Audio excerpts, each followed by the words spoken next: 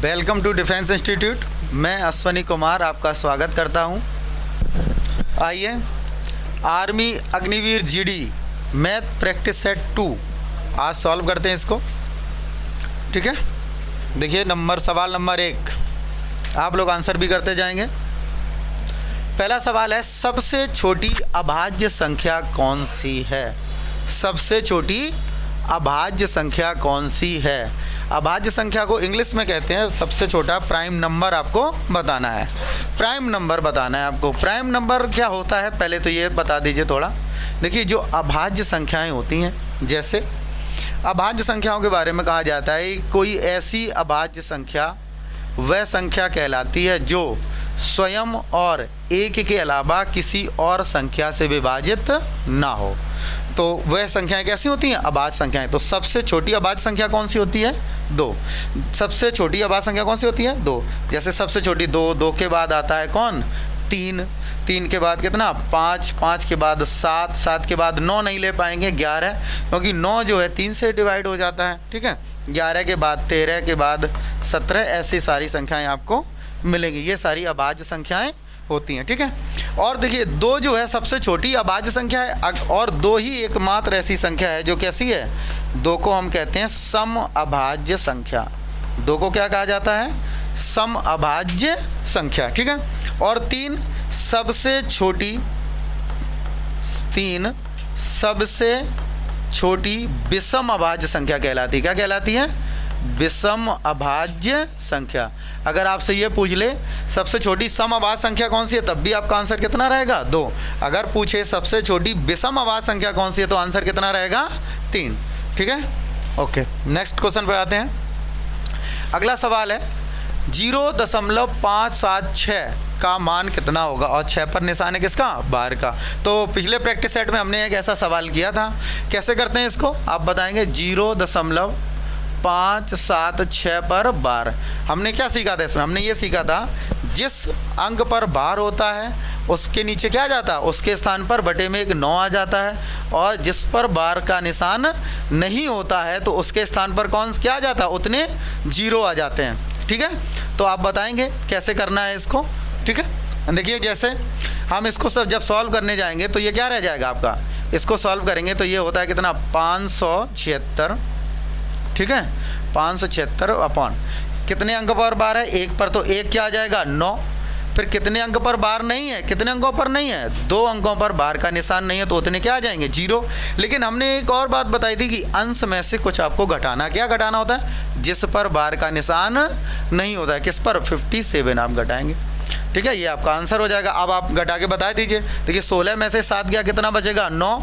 फिर कितना बचेगा? 1, और यहाँ पर कितना? 519 अपॉन 900। यही आपका क्या हो जाएगा? आंसर। आप चेक कर लीजिए कौन सा आंसर है। ऑप्शन नंबर डी आपका करेक्ट आंसर है। क्लियर? ठीक है, नेक्स्ट सवाल पे आते हैं। अगला सवाल है a की पावर 0 कितना मान होता है? a की पावर 0 आपको बताना है। बहुत आसान सवाल है। ठीक है, और अच्छा भी सवाल है। देखिए किसी की भी पावर 0 हो तो उसका मान कितना होता है? 1। कोई भी अंक हो, जैसे ये कहा जाता है कि x की पावर 0 बराबर कितना होता है? 1।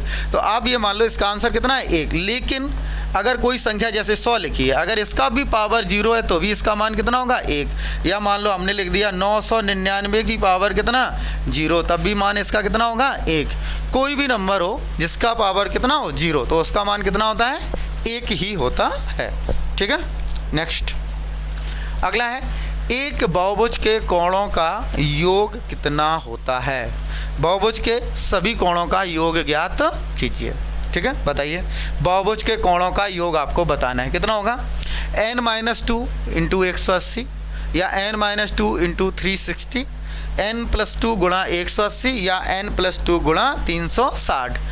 सम बहुभुज के सभी कोणों का योग। देखिए बहुभुज के सभी कोणों का योग होता है n-2 गुणा 180। बहुभुज के सभी कोणों का योग होता है n-2 गुणा 180। क्लियर है? n-2 गुणा 180। कहीं कहीं आपको ऐसा भी मिलेगा कि यहाँ से इसको हम लिख लेते हैं, थोड़ा आपको मॉडिफाई करके भी मिल सकता है। मतलब लिखा हो सकता है 90 गुणा 2 और 2 का गुणा करा दें, तो आपको ये भी फॉर्मूला मिल जाएगा 2n - 4। ठीक है, कितना मिल जाएगा? 2n माइनस 4 इंटू 90, ये भी लिखा मिल सकता है, तो ये घबराना नहीं है। बात देखिए दोनों कौन से, दोनों एक ही हैं, ठीक है। तो ये भी बहुभुज के कोणों का योग है और ये भी समबाहुभुज के कोणों का योग है। क्लियर है? ठीक है। नेक्स्ट, एक वर्गाकार खेत का क्षेत्रफल 36 वर्ग मीटर है तो उसकी एक भुजा कितने मीटर होगी? वर्ग के आकार का क्षेत्रफल बताइए। वर्ग कैसा होता है? एक वर्ग ऐसा होता है जिसकी सभी भुजाएं कैसी होती हैं? समान होती हैं। जैसे ये देख लीजिए, वर्ग बनाते हैं, एक समान भुजाओं की आकृति होती है वर्ग। ये देखो, ये क्या है? वर्ग। एक वर्ग होता है जिसकी सभी भुजाएं समान होती हैं और इसका प्रत्येक कोण भी कितने अंश का होता है? प्रत्येक कोण 90 अंश का होता है। प्रत्येक कोण कितने अंश का होता है? 90 अंश का होता है। तो आपसे पूछा गया है कि हमें दिया गया वर्ग का क्षेत्रफल, वर्ग का क्या दिया गया है? क्षेत्रफल। वर्ग का क्षेत्रफल कितना दिया गया है? 36 वर्ग मीटर, और हमसे इसकी क्या पूछी है? भुजा। तो वर्ग के क्षेत्रफल के बारे में जानते हैं, वर्ग का क्षेत्रफल क्या होता है। पिछले प्रैक्टिस सेट में सवाल भी किया था इसका। जो वर्ग जो होता है, अगर वर्ग की भुजा ए है तो बताइए वर्ग का क्षेत्रफल कितना हो जाएगा? वर्ग का क्षेत्रफल कितना होता है? भुजा स्क्वायर, तो क्या हो जाएगा? ए स्क्वायर। अगर विकर्ण की बात करें तो वर्ग का विकर्ण कितना हो जाएगा? आपने कल पढ़ा था, भुजा √2, भुजा √2, ठीक है। अगर इसका परिमाप पूछ ले, क्या पूछ ले? इसका परिमाप। तो बताइए परिमाप क्या होता है? परिमाप का मतलब होता है कि किसी भी आकृति के सभी भुजाओं का योग। तो चारों 4 भुजाएं हैं, चारों भुजाएं समान है, तो इसका परिमाप कितना हो जाएगा? 4 है। हमसे पूछा है क्या? हमें दिया गया है क्षेत्रफल और पूछा क्या है? भुजा। हमें पता है सर क्षेत्रफल कितना होता है, अभी सीखा है, ए स्क्वायर बराबर कितना? 36। तो ए बराबर कितना हो जाएगा? 6। क्यों? क्योंकि 36 जो है 6 का वर्ग होता है, तो हमारा आंसर भी कितना हो जाएगा? 6 मीटर। नेक्स्ट लिखा है, निम्न में से किसका मान 1/√3 होता है? हमने पिछले प्रैक्टिस सेट में कुछ मान भी लिखाए थे, जिसमें लिखाया था हमने tan 60 का मान लिखा था। tan 60 का मान कितना होता है? √3। और अगर tan 30 लिखेंगे तो ये मान कितना होता है? 1/√3। और फिर हमने यहीं पर लिख के दिखाया था आपको, अगर cot 30 पूछा जाए तो cot 30 का मान कितना होता है? √3। अगर cot 60 आपसे पूछ ले तो इसका मान कितना होता है? 1/√3। तो आप देख रहे हैं tan 30 और cot 60 का मान कितना होता है? 1/√3। तो इसका भी और इसका भी, इसलिए ऑप्शन कौन सा सही होगा? डी ऑप्शन, ए और बी दोनों वाला। ठीक है, ओके। नेक्स्ट सवाल पे आते हैं। अगला क्वेश्चन है, लिखा है 1/2 भाग 2/3 ब्रैकेट क्लोज +1 का मान कितना होगा? इसे आपको सॉल्व करके दिखाना है। तो हमने कल भी पढ़ा था, ऐसे सवालों में क्या लगता है? बॉड मास का नियम फॉलो करना पड़ता है। क्या फॉलो करना पड़ता है?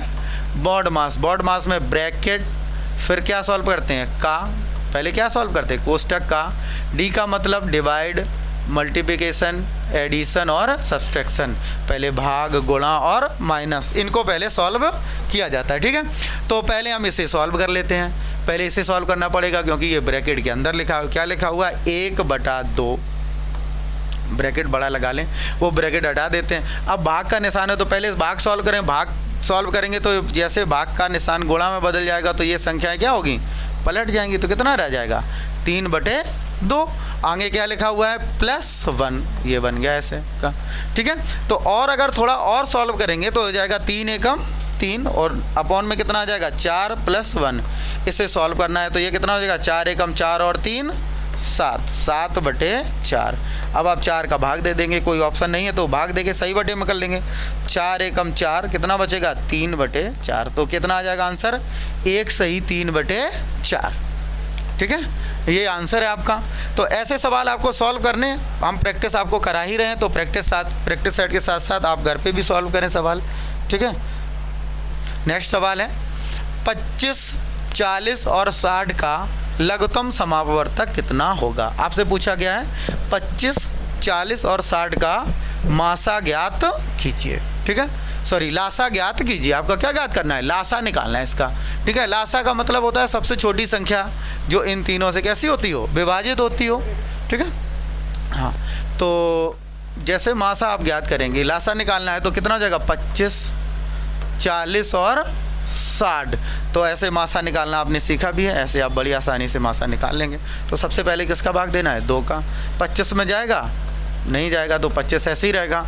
40 को काटेंगे, 2 दूनी 4 और 1 0।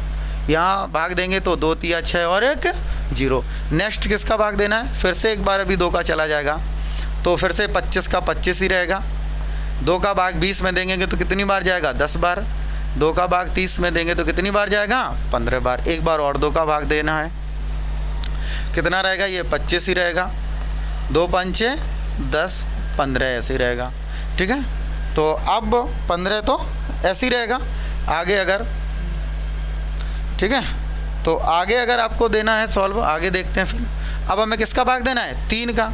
जब 3 का भाग देंगे तो आप देखेंगे 25 में भी 3 का भाग नहीं जाएगा, 5 में भी भाग नहीं जाएगा, लेकिन 15 में चला जाएगा। 15 3 5 15, कितना बचा? 5। अब हम किसका भाग देंगे? 5 का। एक बार पहले एक बार 5 का भाग देंगे तो यहाँ से कितना आ जाएगा? 25 पंचे 125, सॉरी 5 25, यहाँ से आएगा 5 एकम 5 और यहाँ भी आएगा कितना? 5 एकम 5। नेक्स्ट एक बार और 5 का भाग देना पड़ेगा। ये कितना हो जाएगा? यहाँ भी 1 आ जाएगा, यहाँ भी 1 आ जाएगा, यहाँ भी 1 आ जाएगा।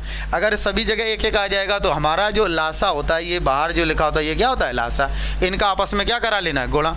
तो देख लीजिए कितना आ जाएगा? 2 गुणा 2 गुणा 2 गुणा 3 गुणा 5 गुणा 5। ये हमारा क्या हो जाएगा? लासा। तो सॉल्व करेंगे। 2 दूनी 4, 4 दूनी 8, 8 तिया 24, 24 पंचे 120 और 120 पंचे 600। तो हमारा आंसर कितना हो जाएगा? 600। यही हमारा लासा है इन संख्याओं का। ठीक है, तो 25, 40 और 60 का एलसीएम कितना हो जाएगा? 600। क्लियर? ओके, नेक्स्ट सवाल पे आते हैं। अगला है, किसी संख्या का 8 सही 1/3 प्रतिशत 150 है, तो वह संख्या ज्ञात कीजिए। जहाँ क्वेश्चन मार्क लगा है यहाँ पर एक संख्या आपको मान लीजिए x, आप इसको ऐसे लिख सकते हैं सर, x का 8 सही 1/3 प्रतिशत कितना है? 150। इसको सॉल्व कर लेना। आपको पता है का मतलब क्या होता है? गुणा।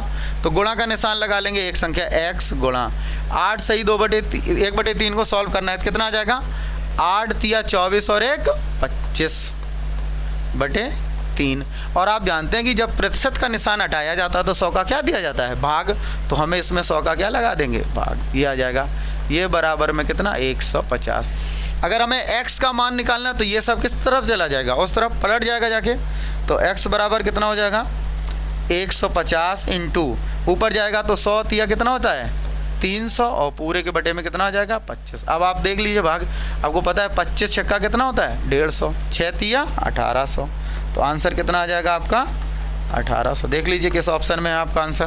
तो कौन सा ऑप्शन है? Option number C is correct. Okay, next, option number C is correct. अगला है, अगला करेंगे सवाल आप। एक फल विक्रेता ने कुछ फल, कुल नहीं है यहाँ पर, क्या है? एक करेक्शन कर लीजिए थोड़ा। एक विक्रेता ने कुछ फल 100 रुपये प्रति किलोग्राम की दर से खरीदा और उसे 120 रुपये प्रति किलोग्राम की दर से बेच दिया। बताइए उसे कितने प्रतिशत का लाभ हुआ? ठीक है, बताइए उसे कितने प्रतिशत का लाभ हुआ, बताइए। नेक्स्ट, तो आप बताओ 100 रुपये में ख़रीदा फल उसने। मान लीजिए 1 किलो ख़रीदा होगा तो कितने रुपए खर्च किए होंगे? 100। और उसने इस फल को बेच दिया 1 किलो कितने को? 120 रुपये में। तो उसे कितने रुपए का लाभ हुआ? तो आप कह देंगे सर रुपए में कितना लाभ हुआ? 20। हमें क्या बताना है? लाभ प्रतिशत। क्या बताना है? लाभ प्रतिशत।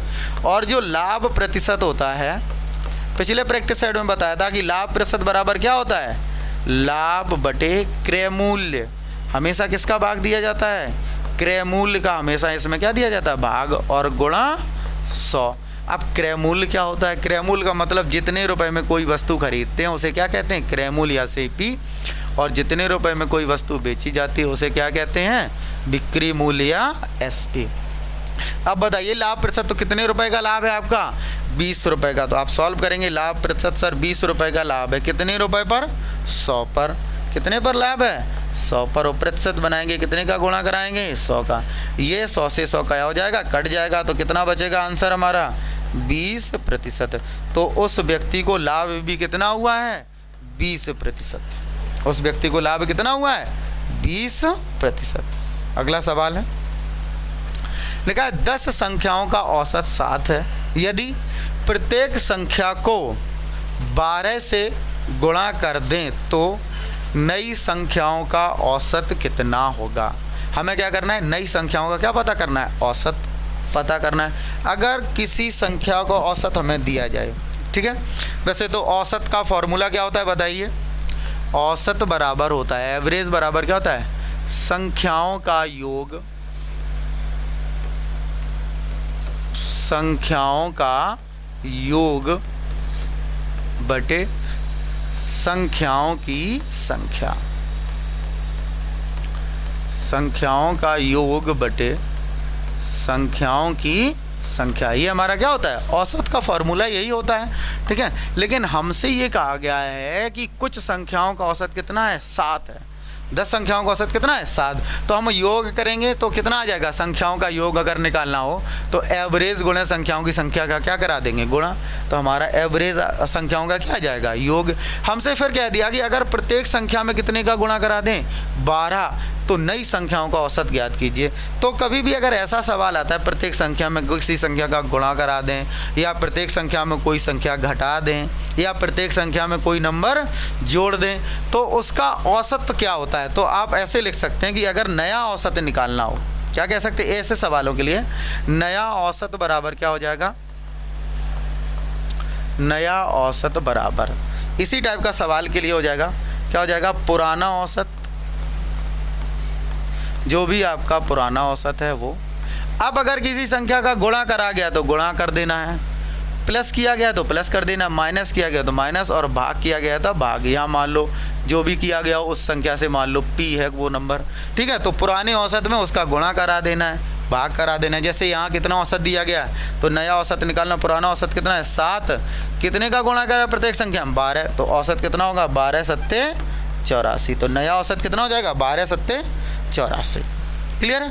अगर आप थोड़ा इसको और लगाना चाहें, जैसे कैसे लगाते हैं इसको, सॉल्व कैसे करेंगे, अगर सॉल्व करना चाहें तो हम एक काम करते हैं। जैसे हमने लिख लिया 1 2 3 4 और 5, ये संख्याएं ले ली हमने, ठीक है। 1 2 3 4 और 5, इनका आपसे क्या पूछ लिया? औसत आपको पूछना है। हमने बता दिया औसत। अगर आप इनका औसत निकालोगे कितना आ जाएगा? आपको पता है औसत कितना आएगा? 3। क्योंकि जब कोई क्रमागत संख्याएं होती हैं तो उनका औसत कितना होता है? बीच वाली संख्या उनका औसत होता है, ठीक है। तो अब हमसे कोई कह दे इन सभी संख्याओं में 2 का गुणा करा दो, हमने 2 का गुणा करा दिया। देखो इन सभी संख्याओं में कितने का गुणा करा रहे हैं? 2 का। तो आप देखेंगे कितना? 2 2 दूनी 4, 2 तिया 6, 4 दूनी 8 और 5 दूनी 10। अब अगर इनका औसत देंगे तो औसत कितना हो गया? अच्छा देखो औसत भी कितने गुना बढ़ गया? 2 गुना बढ़ गया। इसी प्रकार से जो 12 संख्याओं का औसत कितना दिया गया था? 7। और हमसे कह दिया गया कि प्रत्येक संख्या में कितने का गुणा करा दो? 12 का अगर गुणा करा दो, इसका मतलब क्या है कि हम औसत में डायरेक्ट 12 का गुणा कराएंगे और हमारा नया औसत कितना आ जाएगा? 12 सत्ते 84।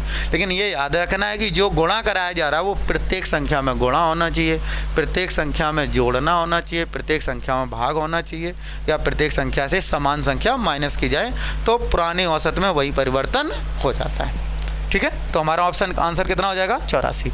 नेक्स्ट है √3/5 का मान दशमलव के 3 स्थानों तक ज्ञात कीजिए। √3/5 का मान दशमलव के 3 स्थानों तक ज्ञात कीजिए। बताइए इसका मान कितना होगा? देखिए जैसे कितना लिखा है? 3/5। अब हमें इसका मान निकालना है। एक तो है कि हम ऊपर से कितने का? 3 का गुणा करा दें तो 3 बार आ जाएगा, लेकिन अपॉन में √5 आएगा। जब बटे में √5 आ जाएगा तो थोड़ी हमारे साथ समस्या हो सकती है, कठिन हो जाएगा सॉल्व करना, क्योंकि रूट के साथ बटे में कुछ आएगा तो भाग देना कैसा हो जाता है? थोड़ा मुश्किल हो जाता है, ठीक है। तो इसी प्रकार से हम क्या करते हैं,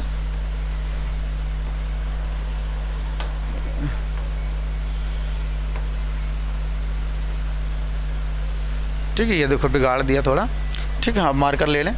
अब हमने क्या किया? हमने गुणा करा दिया किसका? 5 का ऊपर गुणा करा दिया और 5 का नीचे गुणा करा दिया, ठीक है। तो ऊपर कितना हो जाएगा? 5 तिया 15, ऊपर कितना हो जाएगा 5 तिया 15 रूट के अंदर, और नीचे कितना आ जाएगा 5m 25। अब और हमने सॉल्व किया तो ऊपर बच गया कितना रूट 15 और नीचे बाहर कितना आ गया 5। अब अगर हमें रूट 15 का मान पता हो तो हमारा आंसर बड़ी आसानी से आ सकता है। ठीक है, तो रूट 15 जो होता है आपको पता है कि अगर रूट 16 होगा सर जी तो इसका मान करेक्ट कितना होगा 4। अगर रूट 15 की बात करें तो रूट 15 का मान कितना होता है, रूट 15 का मान होता है देखो 4 से तो कम ही रहेगा। ठीक है, अगर ये 4 से कम है, रूट 15 का मान 4 से कम रहेगा, 4 से कम होता है तो रूट 15 का मान होता है 3.8726, ये लगभग में होता है। ठीक है, तो ये कितना होता है रूट 15 का मान होता है। तो अब रूट 15 का मान रख लीजिए, उसमें 5 का भाग दे लीजिए, तो कितना हो जाएगा 3.8726 में किसका भाग दे देना है 5 का। और हमें आंसर भी लगभग 3 स्थानों तक बताना है, तो इतना मान देंगे तो 5 सत्ते 35 कितना आ जाएगा 0.7, कितना बचेगा 3, 5 सत्ते 35 कितना बचेगा 3, फिर आ जाएगा 5 सत्ते 35 कितना आ जाएगा 5 सत्ते 35, तो गलत हो गया। ठीक है, ये थोड़ा इरेज कर लीजिए। देखो ये जो होता है 5 2 6, ठीक है, तो कितना हो जाएगा 5m 25 और 5 चौको 20। ठीक है, ये लगभग आ जाएगा। अगर हमें लगभग बताना है तो इसके बराबर में लगभग कितना आ जाएगा, लगभग में इसको हम कितना लिख सकते हैं 0.755। Clear, okay next. तो फिर लिखा है कितने वर्षों में कोई धन 10% वार्षिक ब्याज की दर से 1.5 गुना हो जाएगा। आपको बताना है कितने वर्षों में कोई धन 10% वार्षिक ब्याज की दर से 1.5 गुना हो जाएगा। तो पैसा कितना करना है 1.5 गुना करना है। तो पैसा मान लीजिए आपने किसी बैंक में जमा किया कितना 100, और ये 100 को अगर 1.5 गुना करना है तो 100 का 1.5 गुना कितना होता है 150 रुपये। ठीक है, दर आपको पता है, दर कितनी है आपकी 10%।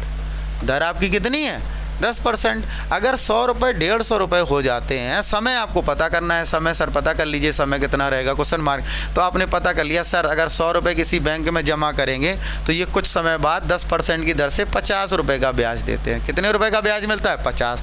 ये 50 जो रुपये हो जाएंगे वो क्या हो जाएगा आपका 50 क्या हो गया ब्याज। तो आप फॉर्मूला लगा दिए, साधारण ब्याज क्या होता है मूलधन गुणे दर गुणा समय बटे 100, ये क्या होता है सादा। और ब्याज कितना दिया गया हमें 50 के बराबर।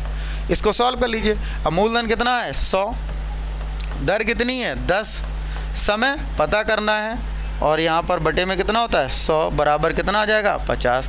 आप देखेंगे 100 से 100 क्या हो गया कट गया। अब ये 10 का भाग लग जाएगा, 10 पंचे 50, तो टी बराबर कितना आ जाएगा 5 वर्ष, मतलब 5 साल में कितने रुपए हो जाएंगे वह 150 रुपये, और 50 रुपये क्या मिलेगा ब्याज। ठीक है, चलिए नेक्स्ट। अगला है यदि x बटे 5 बराबर y बटे 8 हो तो x प्लस 5 अनुपात x प्लस 8 का अनुपात कितना होगा। ठीक है, बताइए कैसे करेंगे इसको। देखो इसको तो ऐसे लिखा गया है जैसे x बटे 5 बराबर y बटे 8, तो इसको हम क्या सकते हैं अनुपात में लिख सकते हैं। तो ये बन जाएगा x बटे y बराबर 5 बटे 8। ठीक है, पिछले प्रैक्टिस सेट में किया था, हमने क्या बताया था अगर जो आंसर पूछा हो उसमें घात कैसी हो समान हो तो हम क्या करते हैं डायरेक्ट वैल्यू ले लेते हैं। तो x का मान कितना हो जाएगा 5 और y का मान कितना हो जाएगा 8। आप रख दीजिए, x की जगह 5 रखेंगे तो 5 और 5 कितना हो जाएगा 10, और x की y यहाँ पर y कर लीजिए, गलत हो जाएगा वरना। ठीक है, और यहाँ पर रहेगा कितना y, और y की जगह अगर आप क्या रखेंगे 8 रखेंगे तो कितना हो जाएगा 8 और 8 16 हो जाएगा। तो आप 2 से काट दीजिए, 2 पंचे 10 और 2 रूट 16, तो आंसर आपका कितना हो जाएगा 5:8। आंसर कितना हो जाएगा 5:8। क्लियर, ठीक। नेक्स्ट अगला है एक रेलगाड़ी 15 घंटे में 1620 किलोमीटर चलती है, उसकी चाल मीटर प्रति सेकेंड में कितनी होगी। चाल बतानी है किसमें मीटर प्रति सेकेंड में। तो सवाल चाल बराबर क्या होता है, चाल बराबर दूरी बटे समय। देखिए आपके एग्ज़ाम में एक सवाल समय दूरी चाल से ज़रूर आएगा, तो ये फार्मूला आप लोग याद कर लें। चाल बराबर क्या होता है? दूरी बटे समय। अगर आपको यहाँ से दूरी निकालनी हो तो दूरी बराबर क्या होता है? चाल गुणा समय, स्पीड इनटू टाइम। ठीक है, तो जो पूछा जाएगा वो फार्मूला आप यहाँ से लिख सकते हैं। आपको चाल पता करनी है, दूरी कितनी है? 1620, समय कितना है? 15 घंटे। तो आप लिख लीजिए 1620 बटे 15, आप भाग दीजिए। लेकिन ये किलोमीटर में था और ये घंटे में, तो चाल जो आपकी आएगी वो किस में आएगी? किलोमीटर प्रति घंटा। मात्रक का विशेष ध्यान रखना है। तो 15 एकम 15। अगर आप इसे सॉल्व करना चाहें तो यहीं सॉल्व कर सकते हैं, इतना मतलब आ जाएगा। क्योंकि अभी थोड़ा और सॉल्व करना है तो हम इसको ऐसे ही रखते हैं, बाद में कर लेंगे। ये चाल हमारी आ गई किसमें? किलोमीटर प्रति घंटा। और हमें आंसर देना है किसमें? मीटर प्रति सेकेंड में। देखिए अगर आपकी चाल किसमें है?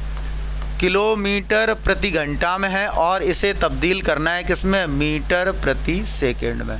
ठीक है, तो किलोमीटर प्रति घंटा से मीटर प्रति सेकंड बनाना होता है तो इसमें हम कितने का गुणा कराते हैं? 5/18 का।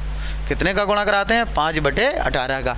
लेकिन यदि आपकी चाल किसमें हो? मीटर प्रति सेकंड में हो और इसे बनाना हो क्या? किलोमीटर प्रति घंटा, तो यहाँ हम गुणा कराएंगे किसका? 18/5 का। तो ये किस में कन्वर्ट हो जाएगी? किलोमीटर पर हावर में। तो हमारी चाल कितनी आई है? 1620/15 किस में? किलोमीटर प्रति घंटा। और मीटर प्रति सेकंड बनाना है तो कितने का गुणा कराना है? 5/18। 5/18 का गुणा कराएंगे। अब आपका जो आंसर आएगा वो किस में आएगा? मीटर प्रति सेकंड में। ठीक है, तो आप देख लीजिए 5 से काटेंगे तो 5 तिया 15, 18 से काटेंगे तो 18 निम्मा 162, ये ऊपर 90 और काट देंगे 3 तिरका 9, कितना आ जाएगा? 30। तो आंसर कितना आ गया? 30 मीटर प्रति सेकंड। आंसर कितना आ गया? 30 मीटर प्रति सेकंड। यही आंसर हमारा। ठीक है, तो ये प्रैक्टिस सेट और आपका एक कंप्लीट हुआ। ठीक है, डेली आप आते रहेंगे तो डेली आपको एक प्रैक्टिस सेट देखने को मिलेगा। कल फिर आपका एक प्रैक्टिस सेट होगा। ठीक है, तो ऐसे जुड़े रहिए, बिल्कुल सेम सवाल ऐसे ही आपको मिलेंगे। ओके, हाँ, लाइक और सब्सक्राइब करते रहिए चैनल को। ठीक।